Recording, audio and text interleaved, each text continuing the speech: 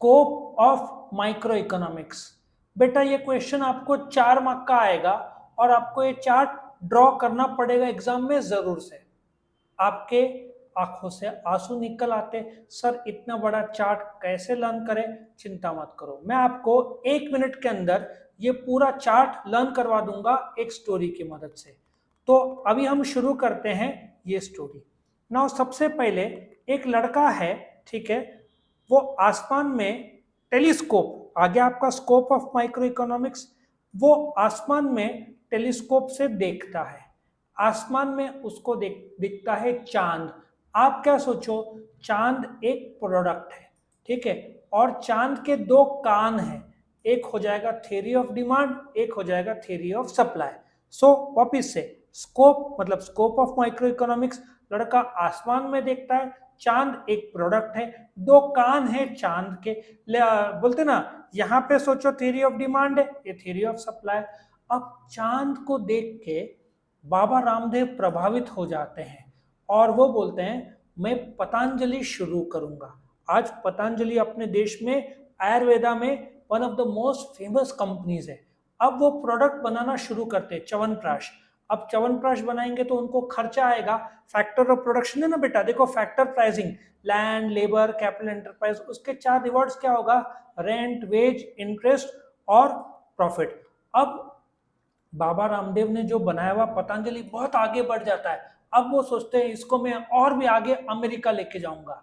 तो वो अभी क्या बोलते हैं, मैं जाऊंगा प्रार्थना करने। जो इकोनॉमिक है ना, जो पतंजलि का इकोनॉमिक और भी आगे बढ़े ताकि हम देश के लिए कमा सके। तो वो इकोनॉमिक वेलफेयर के लिए ब्रह्मा जी, विष्णु जी और महेश जी के पास जाते हैं।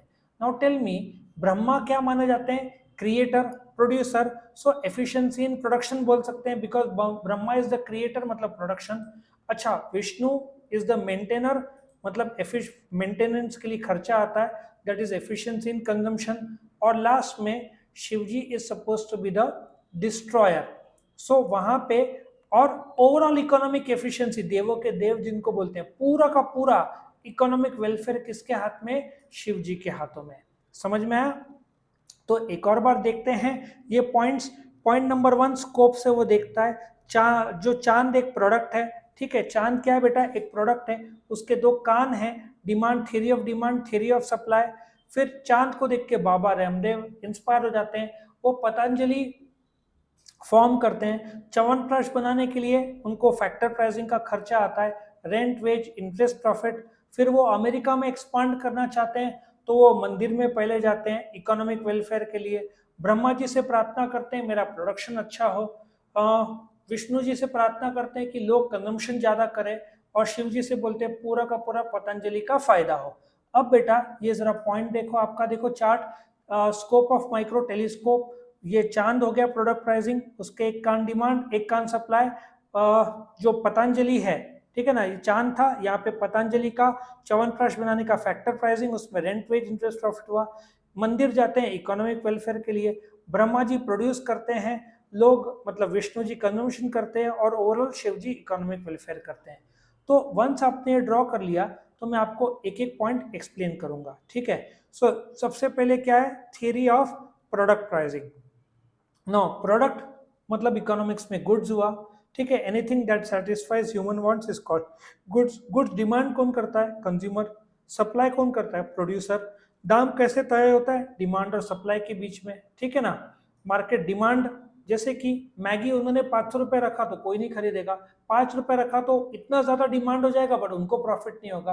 तो एक ऐसा दाम जो दोनों स्वीकारते हैं। So market forces of demand and supply के हिसाब से प्राइस तय होता है। एक और तरीके से तय होता है कॉस्ट ऑफ प्रोडक्शन। एप्पल बोलेगा हमने 80,000 का आईफोन बनाया तो 20% तो प्रॉफिट लेंगे ही, तो वो लोग कॉस्ट ऑफ प्रोडक्शन में प्रॉफिट भी जोड़ेंगे। So micro economics is concern with जो जो कंज्यूमर बिहेवियर है, सप्लाई एनालिसिस। मैंने बताया था कंज्यूम कौन करता है, कंज्यूमर। सप्लाई कौन करता है, सप्लायर। Individual producer behaviour. और प्राइस कैसे तय होते हैं, डिमांड और सप्लाई मिलकर तय करते हैं, ठीक है। Now second, theory of factor pricing. बेटा चार, इसको लिखना बहुत आसान है। आप क्या बोलोगे, there are 4 factors of production. कौन सा, लैंड, लेबर, कैपिटल और एंटरप्राइज। ये 4 फैक्टर्स ऑफ प्रोडक्शन हो गया। इन चारों के मालिक कौन है, लैंडलॉर्ड, लेबरर, कैपिटलिस्ट और एंटरप्रेन्योर, इनका रिवॉर्ड्स क्या है बेटा? रेंट, वेज, इंटरेस्ट और प्रॉफिट, ये चार इनके रिवॉर्ड्स हो गए।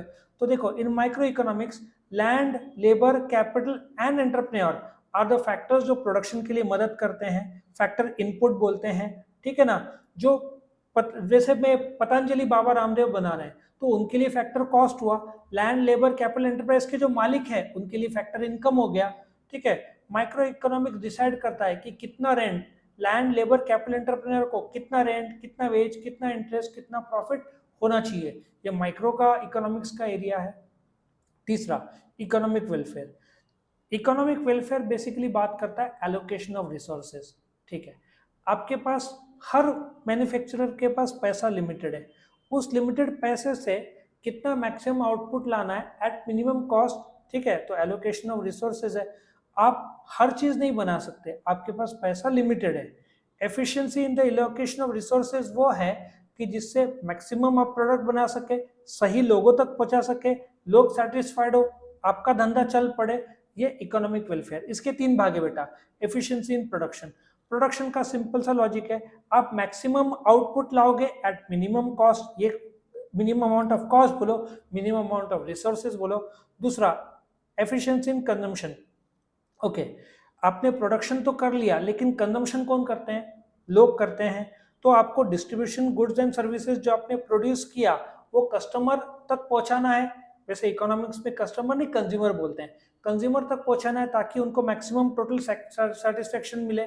और तीसरा, ओवरऑल इकोनॉमिक एफिशिएंसी, आप दवाई बनाओ या बॉम्ब बनाओ आप पर है। सो आप वो गुड्स बनाओ जो लोग डिजायर करते हैं, ठीक है ना।